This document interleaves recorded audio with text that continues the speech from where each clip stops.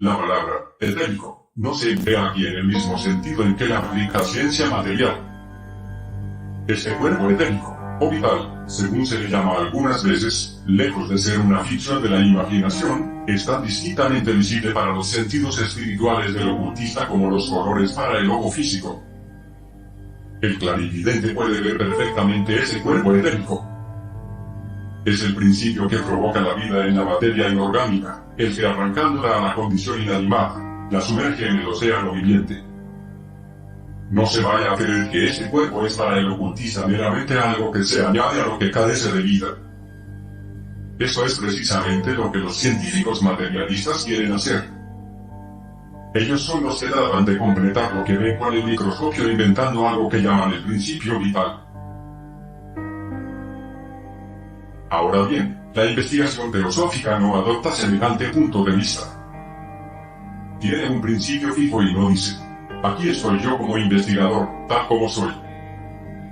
Todo cuanto exista en el mundo debe confirmarse con mi punto de vista actual.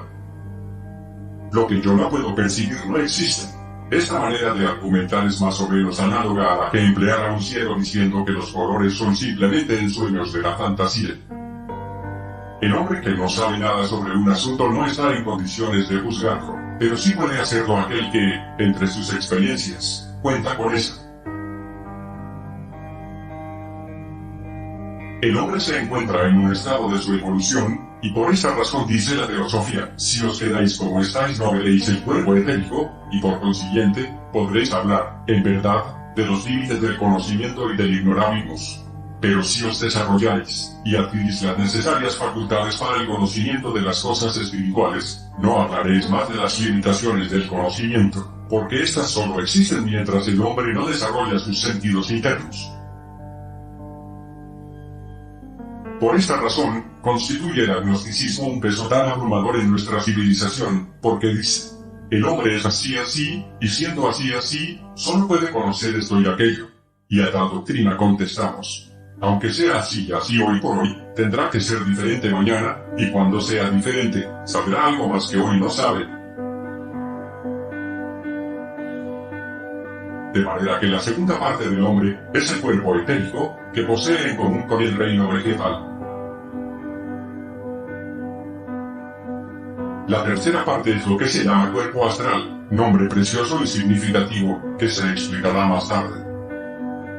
Los teósofos que desean cambiarle el nombre, no tienen la menor idea de lo que esa denominación significa. Al cuerpo astral le está asignada la tarea, en el hombre y en el animal, de elevar la substancia vital hasta el plano de la sensación, de manera que, en la substancia vital, puedan moverse no solamente los fluidos, sino que también pueda expresarse en ella lo que se conoce como placer y dolor, alegría y tristeza. Y aquí tenéis, enseguida, la diferencia esencial entre la planta y el animal. Pero existen algunos estados de transición entre ambos. Una escuela naturalista muy reciente es de la opinión que la sensación, en su sentido literal, es también patrimonio de los vegetales. Sin embargo, esto no es más que un juego de palabras, porque es obvio que ciertas plantas quieren una organización tan posible que responden a determinadas cosas que se pongan en su contacto, pero ese fenómeno no puede ser descrito como sensación. Para que pueda existir la sensación tiene que formarse una imagen dentro del ser, como reflejo de lo que produce la sensación. Y por consiguiente, si ciertos vegetales responden a estímulos exteriores, eso no prueba que la planta conteste al estímulo por una sensación, esto es, por la que experimenta internamente. Las experiencias internas tienen su asiento en el cuerpo astral. Vemos, pues, que lo que ha llegado al estado animal se compone de un cuerpo físico, de un cuerpo etérico, o vital, y de un cuerpo astral. No obstante, el hombre está sobre el animal, pues posee algo distinto, y los pensadores de todo tiempo saben en qué consiste esa superioridad. Ello se encuentra indicado en lo que Jean Paul dice en su autobiografía. Cuenta que podía recordar muy bien el día en el que se encontró por vez primera, siendo niño, en el patio de la granja de sus padres, y un pensamiento cruzó como un relámpago por su mente. Él era un ego, un ser capaz de decirse íntimamente a sí mismo: yo y cuenta que esto le hizo una profunda impresión. Todas las llamadas ciencias externas del alma descuidan el punto más importante que se encierra aquí. Por consiguiente, será necesario que, por unos instantes, investiguemos y discutamos una argumentación muy sutil, pero que demuestra en qué punto se halla la cuestión. En todos los idiomas humanos existe una pequeña palabra que difiere totalmente de todas las demás. Cualquiera puede poner nombre a las cosas que nos rodean. Todos podemos llamar a una mesa, mesa, a una silla, silla. Pero hay una palabra, un nombre, que no se puede aplicar a nada, salvo a sí mismo, y esa es la palabra, yo. Este yo, tiene que surgir de lo más íntimo del alma misma, es el nombre que solo el alma puede aplicarse a sí misma. Cualquier otra persona es un usted para mí, y yo soy un usted para ella. Todas las religiones han reconocido este yo como expresión de ese principio anímico, por cuyo intermedio puede hablar el ser íntimo, la naturaleza divina. Aquí, pues, comienza aquello que nunca puede ser penetrado por los sentidos externos, lo que nunca puede ser nombrado desde el exterior de su real significado, pues debe surgir de lo más íntimo del ser. Aquí empieza el monólogo, el soliloquio del alma, por cuyo intermedio el yo divino hace conocer su presencia cuando el sendero está limpio y pronto para la venida del espíritu al alma humana. En las religiones de las primitivas civilizaciones, entre los antiguos hebreos, por ejemplo, este nombre se conocía como el indecible nombre de Dios, y cualquier otra interpretación que la filología moderna pueda elegir será inexacta, porque se encontrará que el nombre judío de Dios no tiene otro significado que el expresado en nuestra palabra, yo. Un estremecimiento pasaba por los que se encontraban congregados en el templo cuando los iniciados pronunciaban el nombre de Dios desconocido, cuando confusamente percibían lo que se entiende por esas palabras que reverberaban en todo el templo. Yo soy lo que soy. En estas palabras está expresado el cuarto principio de la naturaleza humana, cuyo principio solo lo posee el hombre, de los seres que están sobre la tierra. Y este yo, a su vez, encierra y desarrolla dentro de sí mismo los géneros de estados superiores de humanidad. Solo nos es dable echar un vistazo sobre lo que, en el futuro, se desenvolverá por medio de este cuarto principio. Debemos indicar que el hombre se compone de un cuerpo físico, de un cuerpo etérico, de un cuerpo astral y de un ego, o ser interno real, y que, dentro de ese ser interno, están los rudimentos de tres estadios superiores de desenvolvimiento, lo que se originarán en la sangre. Esos tres estados son manas, buddhi y alma. Manas, el ser espiritual en contradistinción del ser corporal. Buddhi, el espíritu de vida.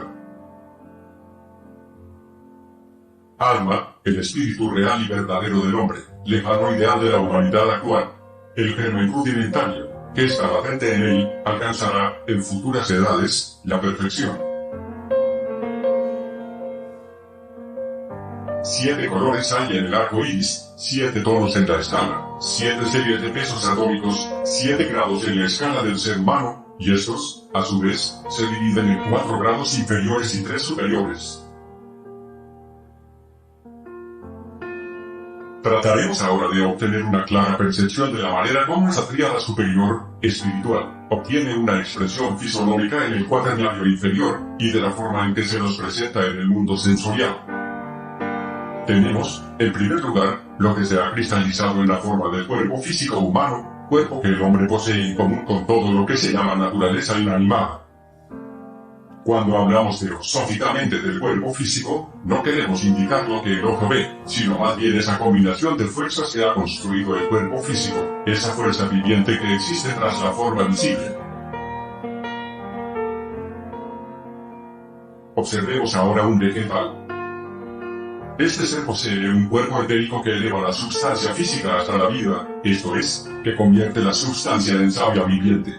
¿Qué es lo que transforma las llamadas fuerzas inanimadas en savia viviente? Se le llama cuerpo etérico, y este cuerpo hace precisamente el mismo trabajo en los animales que en el hombre. hace que aquello que solo tiene existencia material obtenga una configuración viviente, una forma que viva. Este cuerpo etérico, a su vez, está compenetrado por un cuerpo astral. ¿Y qué es lo que hace el cuerpo astral? Hace que la sustancia que ya ha sido puesta en movimiento experimente internamente la circulación de los fluidos que fluyen del exterior, de tal manera que el movimiento externo se refleje en experiencias internas. Hemos pues llegado al punto en el que podremos comprender al hombre en lo que concierne al lugar que ocupa en el reino animal. Todas las sustancias de que está compuesto el hombre, tales como oxígeno, nitrógeno, hidrógeno, sulfuros, fósforo, etc., se encuentran también en la naturaleza inanimada. Si eso que el cuerpo etérico ha transformado en sustancia viviente, debe tener experiencias internas, y debe crear reflexiones internas de lo que tiene lugar externamente, entonces el cuerpo etérico debe estar compenetrado por lo que se conoce como cuerpo astral, porque es el cuerpo astral el que genera la sensación. Pero en este estadio el cuerpo astral solo produce la sensación de una forma particular. El cuerpo etérico transmuta las sustancias inorgánicas en fluidos vitales, y el cuerpo astral, a su vez, transforma las sustancias vitales en sustancias sintientes, pero, y es conveniente tomar nota de esto, ¿qué es lo que puede sentir un ser dotado de solo esos tres cuerpos? Se sentirá únicamente a sí mismo, su propio proceso vital, llevará una vida que está confinada en sí mismo. Ahora bien, este es un hecho interesantísimo y de inmensa importancia que no se debe olvidar. Si consideramos a uno de los animales inferiores, ¿qué es lo que ha realizado? Ha transformado la sustancia inanimada en sustancia viviente y la sustancia sensible solo puede encontrarse, en cualquier caso, donde existan por lo menos los rudimentos de lo que, en un estado posterior, se presenta como sistema nervioso desarrollado. De esta suerte tenemos, pues, sustancia inanimada, sustancia viviente, y sustancia compenetrada por nervios capaces de sensación. Si contemplamos un cristal, tenemos que reconocer que es la expresión externa de ciertas leyes naturales que rigen el reino inorgánico del mundo externo. Ningún cristal puede formarse sin el auxilio del alrededor ambiente natural. Ningún eslabón puede separarse de la cadena del cosmos y colocarse aparte por sí mismo. Apenas se puede separar al hombre de su alrededor ambiente, pues si se le lleva a una altura de pocas millas sobre la Tierra, muere indefectiblemente. Así como el hombre solo es concebible aquí, en el lugar en donde está, donde las fuerzas necesarias se combinan en él, así sucede también con el cristal, y por consiguiente, cualquiera que contemple un cristal correctamente, verá en él una imagen de la naturaleza entera y de todo el cosmos también. Lo que dijo Cuvier, ¿viene al caso exactamente? Un anatómico competente podrá decir a qué animal perteneció un hueso, teniendo cada animal una clase particular de formaciones óseas. De esta manera, todo el cosmos vive en la forma de un cristal. E igualmente, todo el cosmos se expresa en la sustancia viviente de un ser individual. Los fluidos que circulan a través de un ser son, al mismo tiempo, un pequeño mundo y la contraparte del gran mundo. Y cuando la sustancia se ha hecho capaz de sensación, ¿qué es lo que hay en las sensaciones de los seres más elementales? Esas sensaciones son el reflejo de las leyes cósmicas, de manera que cada ser viviente percibe dentro de sí mismo, microcósmicamente, todo el macrocosmos. La vida sintiente de una criatura elemental es, pues, una imagen de la vida del universo, así como el cristal es una imagen de su forma. La conciencia de tales seres es, por supuesto, muy oscura. Pero, no obstante, esa vaguedad en su conciencia está contrabalanceada por su mayor alcance, porque esos seres elementales tienen todo el cosmos en su oscura conciencia. Ahora bien, en el hombre solamente existe una estructura más complicada de los mismos tres cuerpos que se encuentran en la más sencilla de las criaturas vivientes y sensibles. Consideremos un hombre, sin tener en cuenta su sangre, como si estuviera formada por la sustancia del mundo físico que contuviera, como los vegetales, ciertos jugos que transformaran aquella en sustancia viviente, en la que gradualmente se organizará un sistema nervioso. El primer sistema nervioso es el llamado sistema simpático, y en el caso del hombre se extiende a lo largo de toda la columna vertebral, a la que está ligado por pequeños filamentos laterales. Tiene también, a cada lado, series de nodos, de los que salen ramificaciones a todas partes, como a los pulmones, órganos digestivos, etc. Este sistema nervioso simpático produce, en primer término, la vida de sensación ya descrita. Pero, la conciencia del hombre no se extiende tan profundamente como para permitirle seguir los procesos cósmicos que se reflejan en esos nervios. Estos son un medio de expresión, y así como la vida humana está formada para el mundo cósmico que la rodea, así también este mundo cósmico se refleja nuevamente en el sistema nervioso simpático. Esos nervios viven una vida interna muy oscura, y si el hombre pudiera penetrar en su sistema simpático, manteniendo su sistema nervioso superior dormidos, vería, como en un estado de vida luminosa, la obra silenciosa de las poderosas leyes cósmicas. En los tiempos pasados el hombre poseía una facultad clarividente que ahora ha sido sobrepasada, pero que se puede experimentar cuando, mediante procedimientos especiales, se suspende la actividad del sistema nervioso superior, liberando así la conciencia inferior o subliminal. En tales ocasiones el hombre vive en ese sistema nervioso que, en su forma particular, son un reflejo del mundo externo. Ciertos animales inferiores retienen todavía este estado de conciencia, y aunque oscuro e indistinto, es esencialmente mucho más amplio que la conciencia del hombre actual. Un mundo inmenso se refleja en la oscura vida interna, y no solo una pequeña sección como la que percibe el hombre contemporáneo. Pero en el caso del hombre ha tenido lugar algo más. Cuando la evolución ha avanzado tanto que se ha desarrollado el sistema nervioso simpático, de tal manera que todo el cosmos se refleja en él, el ser evolucionante se abre nuevamente hacia afuera al llegar a ese punto. Al sistema simpático se añade entonces la médula espinal. El sistema cerebroespinal evoluciona entonces los órganos que nos ponen en relación con el mundo externo. El hombre, una vez llegado aquí, ya no actúa meramente como espejo para que en él se reflejan las leyes primordiales de la evolución cósmica, sino que establece una relación entre la reflexión misma y el mundo externo. La unión del sistema simpático con el sistema cerebroespinal expresa el cambio que ha tenido lugar primeramente en el cuerpo astral. El último ya no vive meramente la vida cósmica en un estado de conciencia oscuro, sino que le aúna su propia y especial existencia interna. El sistema simpático capacita a los seres para sentir lo que pasa fuera de ellos. El sistema cerebroespinal permite percibir lo que ocurre dentro, y la forma más elevada del sistema nervioso, como la que posee nuestra humanidad en general actualmente, toma del más elevadamente desarrollado cuerpo astral materiales para la creación de imágenes o representaciones del mundo externo. El hombre ha perdido el poder de percibir las primitivas oscuras imágenes del mundo externo, pero, por otra parte, está ahora consciente de su vida interna, de un nuevo mundo de imágenes, en las que, es cierto, solamente se refleja una pequeña posición del mundo exterior, pero de una manera más clara y más perfecta que antes. Y juntamente con esta transformación, tiene lugar otro cambio en superiores estadios de desenvolvimiento. La transformación empieza así extendiéndose del cuerpo astral al cuerpo etérico.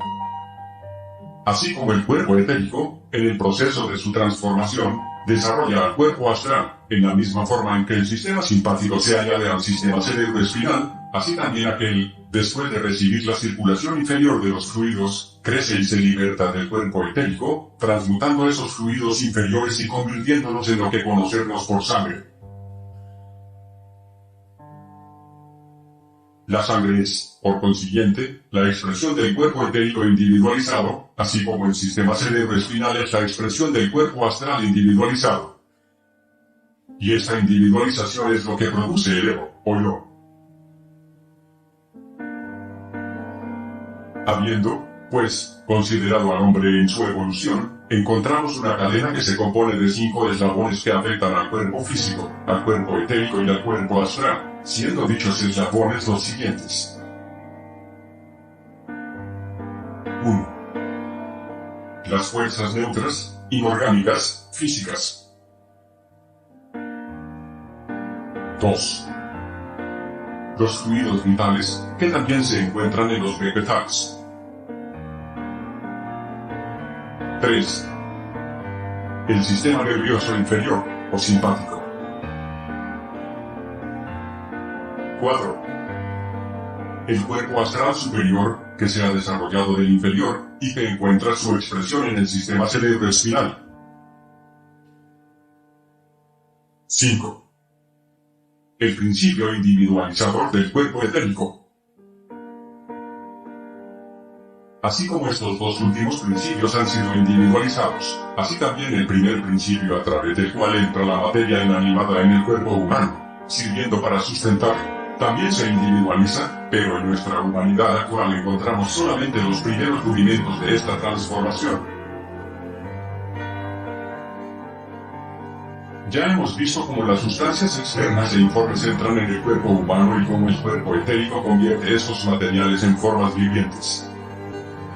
Hemos visto también que el cuerpo astral modela las imágenes del mundo externo y que estas reflexiones del exterior se resuelven en experiencias internas y que esta vida interna se reproduce entonces en imágenes del mundo exterior. Ahora bien, cuando esta metamorfosis se extiende al cuerpo etérico, se forma la sangre. Los vasos sanguíneos, así como el corazón, son la expresión del cuerpo etérico transformado, y en la misma forma, la médula espinal y el cerebro expresan al cuerpo astral transformado.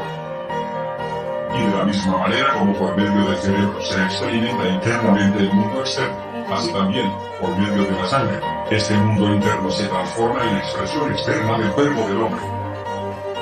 Es necesario hablar por medio de símiles con objeto de describir este complicado proceso que estamos considerando ahora. La sangre absorbe las imágenes del mundo externo que el cerebro ha formado internamente, las transforma en fuerzas vivientes constructoras y con ellas sustenta el cuerpo humano actual. La sangre es, por consiguiente, el material que construye el cuerpo del hombre. Ante nosotros tenemos el proceso mediante el cual la sangre extrae de su alrededor cósmico las más elevadas sustancias que es posible obtener, o sea el oxígeno, el que renueva la sangre y la provee de nueva vida. Y de esta manera la sangre se ve obligada a abrirse al mundo externo. Hemos pues, seguido el sendero del mundo exterior al interior y viceversa, del mundo interno al externo. Dos cosas son posibles ahora. Vemos que la sangre se origina cuando el hombre encara el mundo externo como ser independiente, cuando, aparte de las percepciones a las que el mundo externo ha dado lugar, él, a su vez, produce diferentes formas e imágenes por su propia cuenta, haciéndose así creador, creando la posibilidad de que el ego, a voluntad individual, venga a ser en su vida. Un ser en quien este proceso no haya tenido lugar todavía no podrá decir yo. En la sangre reside el principio para el desarrollo del ego. El yo solo puede expresarse cuando el ser es capaz de formar, dentro de sí mismo, imágenes que ha obtenido del mundo externo. Un yo tiene que ser capaz de tomar al mundo externo en sí mismo y reproducirlo internamente. Si el hombre solo estuviera dotado de un cerebro y no pudiera reproducir las imágenes del mundo externo internamente y experimentarlas en sí, solo podría decir, el mundo externo está en mí reflejado como en un espejo. Sin embargo, si puede construir una nueva forma para esta reflexión del mundo exterior, es un yo. Una criatura que solo posea un sistema nervioso simpático, solo refleja el mundo que la rodea, no percibe ese mundo exterior como ella misma, como su vida interna. El ser que posee un sistema cerebroespinal, percibe la reflexión como su propia vida interna, pero cuando el ser posee sangre, experimenta su vida interna como su propia forma. Mediante la sangre, ayudada por el oxígeno del mundo exterior, el cuerpo individual se forma de acuerdo con las imágenes de la vida interna. Esta formación se expresa como percepción del yo. El ego se dirige en dos direcciones, y la sangre expresa esta facultad exteriormente. La visión del ego está dirigida hacia adentro, su voluntad se dirige hacia afuera. Las fuerzas de la sangre se dirigen hacia adentro, forman al hombre interno y de nuevo vuelven hacia afuera, hacia el oxígeno del mundo exterior. Debido a esto, el hombre se hunde en la inconsciencia cuando duerme, se sumerge en aquello que su conciencia puede experimentar en la sangre.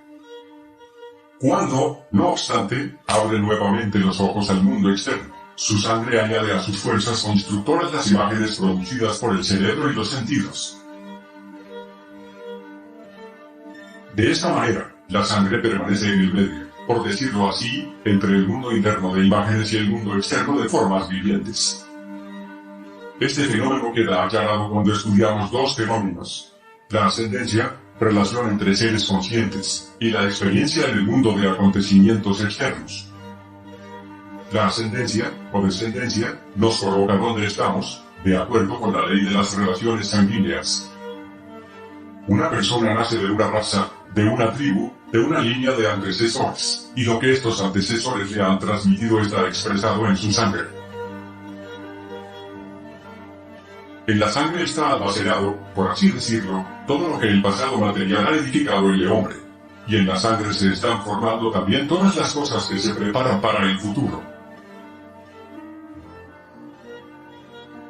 Por lo tanto, cuando el hombre suprime temporalmente su conciencia superior, cuando está sumido en hipnosis, o en un estado somnambúlico, o cuando es atavísticamente clarividente, desciende a una conciencia inmensamente profunda, en la que se tiene el conocimiento ensoñativo de las grandes leyes cósmicas, pero, no obstante, las percibe más claramente que en los más vívidos ensueños del sueño ordinario. En tales ocasiones, la actividad cerebral es nula, y durante los estados del más profundo sonambulismo esta actividad queda también anulada en la médula espinal. El hombre experimenta las actividades de su sistema nervioso simpático, es decir, que en forma oscura y un tanto vaga siente la vida del cosmos entero. En tales oportunidades la sangre ya no expresa las imágenes de la vida interna que se producen por medio del cerebro, sino que presenta las que el mundo externo ha formado en ella.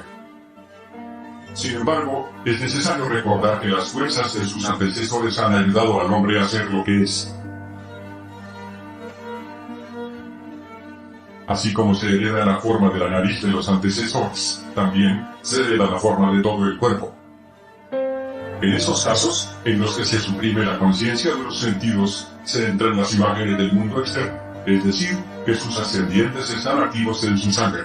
Y en esas ocasiones, se toma parte, confusa y vagamente, en sus vidas remotas. Todo cuando hay en el mundo está en estado de evolución, incluso a conciencia humana. El hombre no siempre ha tenido la conciencia que ahora posee. Cuando retrocedemos hasta los tiempos de nuestros primitivos antecesores, nos encontramos con una conciencia de clase muy diferente. Actualmente el hombre, en su vida de vigilia, percibe las cosas externas por medio de sus sentidos y se forma ideas sobre ellas. Estas ideas sobre el mundo externo obran en su sangre. Todo cuando lo ha impresionado, como resultado de la experiencia sensorial, es, por consiguiente, activo y vive en su sangre. Su memoria está llena de esas experiencias de sus sentidos. Sin embargo, por otra parte, el hombre actual no tiene ya la conciencia de lo que posee en su vida interna corporal como herencia de sus antecesores. No sabe nada respecto a las formas de sus órganos internos, pero en los tiempos primitivos sucedía en otra forma. Entonces vivía en su sangre, no solamente lo que los sentidos habían recibido del mundo externo, sino también lo que está contenido en la forma corporal. Y como esa forma corporal había sido heredada de sus antecesores, el hombre sentía la vida de estos dentro de sí mismo. Si meditamos sobre una forma superior de esta conciencia, notaremos cómo se expresó esto también en una forma correspondiente de memoria. La persona que experimenta solamente lo que percibe mediante sus sentidos, recuerda nada más que los sucesos relacionados con esas experiencias sensoriales externas. Solo puede recordar las cosas que haya experimentado así desde su infancia. Pero con el hombre prehistórico el caso era diferente. Este sentía lo que estaba dentro de él, y como esta experiencia interna era el resultado de la herencia, pasaba a través de las experiencias de sus antecesores, por medio de esa facultad íntima. Y recordaba no solamente su propia infancia, sino también las experiencias de sus antecesores.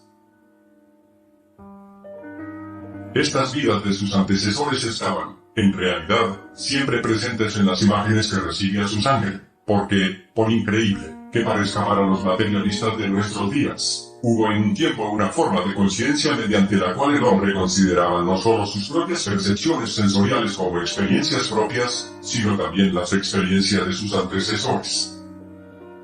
Y en aquellos tiempos, cuando ellos decían, he experimentado tal y tal cosa, aludían no solamente a lo que les había ocurrido a ellos en persona, sino también a las experiencias de sus antecesores, pues las recordaba perfectamente.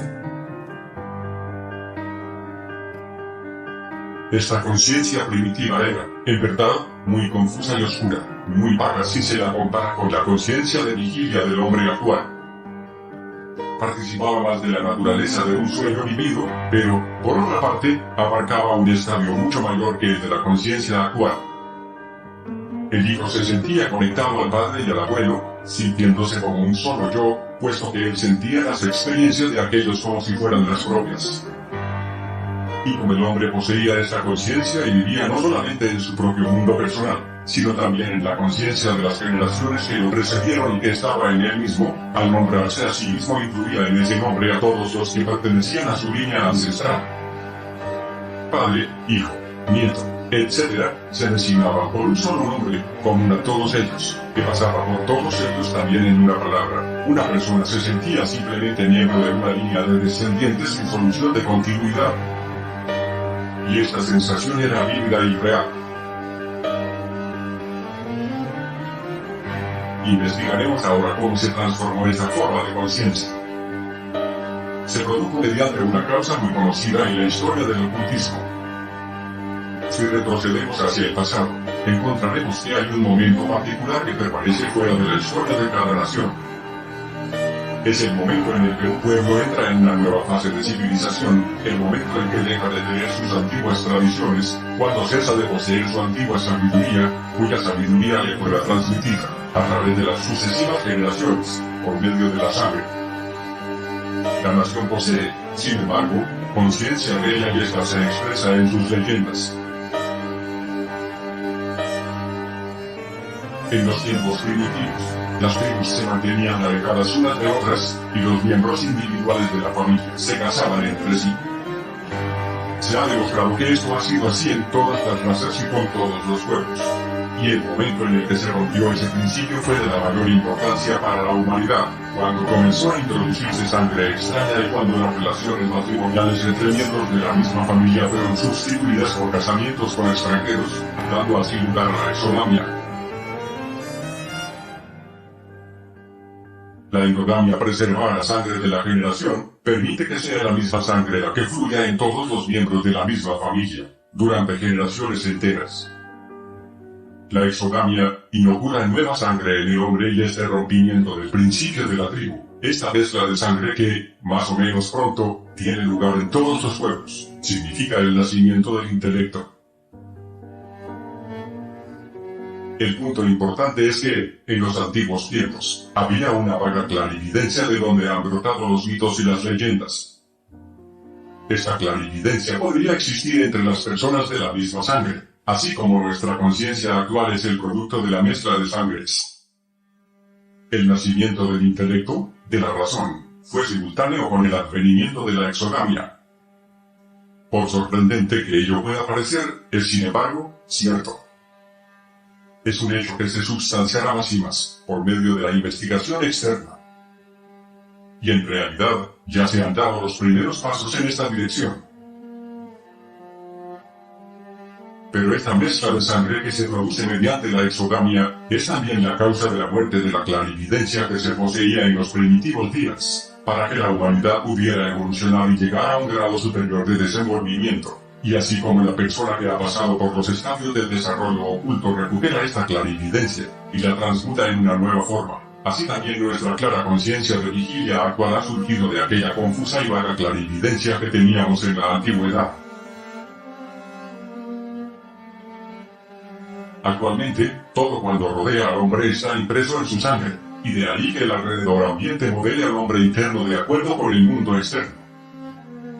En el caso del hombre primitivo, era aquel que estaba contenido dentro del cuerpo y que se expresaba más plenamente en la sangre. En esos primitivos tiempos se heredaba el recuerdo de las experiencias ancestrales, y junto con ellas, las buenas y las malas tendencias. En la sangre de los descendientes se encontraban las huellas de las tendencias de los antecesores. Ahora bien, cuando la sangre comenzó a mezclarse por medio de la exogamia, esa estrecha relación con los antecesores se fue cortando y el hombre comenzó a vivir una vida propia, personal. Comenzó a regular sus tendencias morales de acuerdo con lo que experimentaba en su propia vida personal. De manera, pues, que en la sangre sin mezcla se expresa el poder de la vida ancestral, y en la sangre mezclada el poder de la experiencia personal. Los mitos y las leyendas nos hablan de estas cosas y dicen, lo que tiene poder sobre tu sangre, tiene poder sobre ti. Este poder tradicional cesó cuando no pudo obrar más sobre la sangre, porque la última capacidad para responder a dicho poder se extinguió con la admisión de sangre extranjera. Esta afirmación es absolutamente exacta.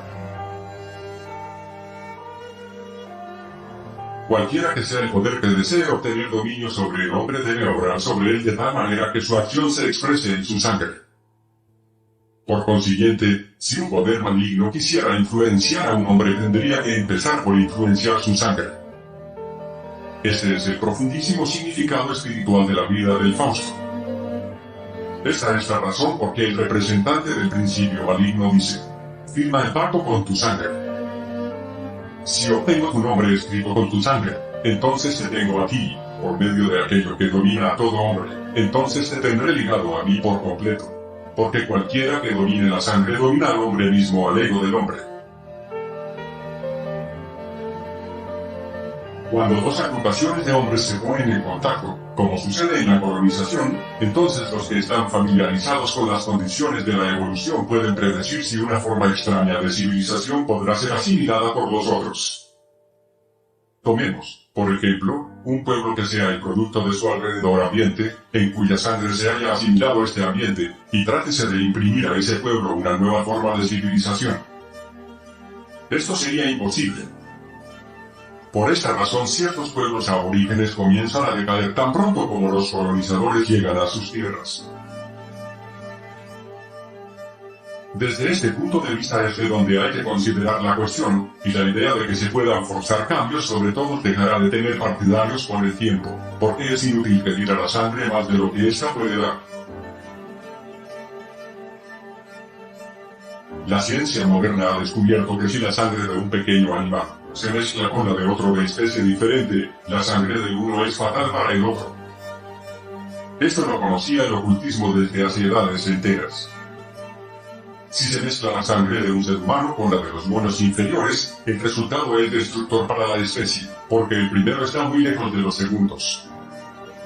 Pero si se mezcla la sangre de un hombre con la de los monos superiores, no se produce la muerte. Y así como esta mezcla de sangres de diferentes especies animales produce la muerte cuando los tipos son muy remotos, así también la antigua clarividencia del hombre no desarrollado murió cuando su sangre se mezcló con la de otros que no pertenecían a la misma tribu. Toda la vida intelectual de hoy en día es el producto de la mezcla de sangres, y el tiempo no está muy lejos en el que el hombre comenzará a estudiar la influencia que aquella tuvo sobre la humana vida, y entonces se podrá retroceder paulatinamente por la historia de la humanidad, cuando las investigaciones partan de nuevo desde este punto de vista. Hemos visto que la sangre mezclada con la sangre en el caso de especies animales muy diferentes, mata. y que la sangre mezclada de especies animales análogas no mata. El organismo físico del hombre sobrevive cuando la sangre extraña se pone en contacto con otra sangre, pero el poder clarividente crece bajo la influencia de esta mezcla, o exogamia.